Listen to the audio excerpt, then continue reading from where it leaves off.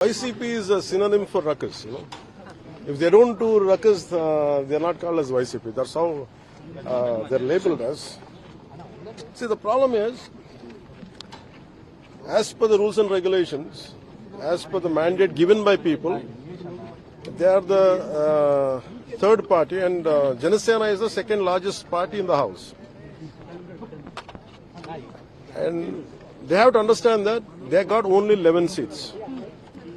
A party of 11 seats, though they had formed the government in 2019, that doesn't mean they would be given a position just for the, though they got 11 seats. Mere 11 seats, and they're not even the second largest party. Even imagine if Janasena has got 9 seats, if they got 11 seats, okay.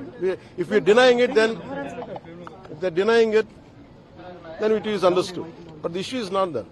Issue is second. Janasena is the second largest party, and they are lesser than 10 seats lesser than us. They have to understand that. So the opposition status can never be given.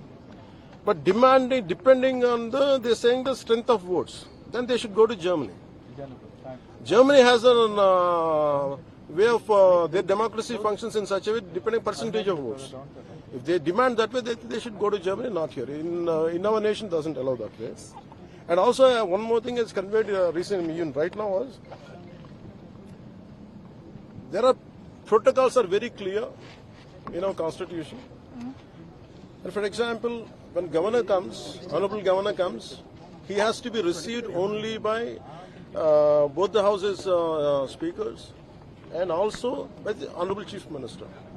Though I am the deputy chief minister, I am not supposed to be there. So they have to understand protocols. We cannot be violate the protocols. The issue is opposition status. It cannot be. It can be achieved or it can be given only by the strength of the seats you have, assembly seats you have. I think they are ignoring it and they want to create a ruckus out of it. So really, my request to respected members of YCPs: make sure you understand the protocols. What are the existing protocols, rules and regulations? Accordingly, I want them to behave in a dignified manner. And that too, honorable governor, he's suffering with a lot of fever for the last 1 month. Still, he made a way. I mean, that is to deliver a speech for more than 2 hours. It's a quite tough job for him. And amidst that the tough situation, these guys were raising slogan. They're trying to disrupt it. But of course, that was governor or none of us would deter us. But they created a bad legacy by trying to obstruct honorable governor's speech.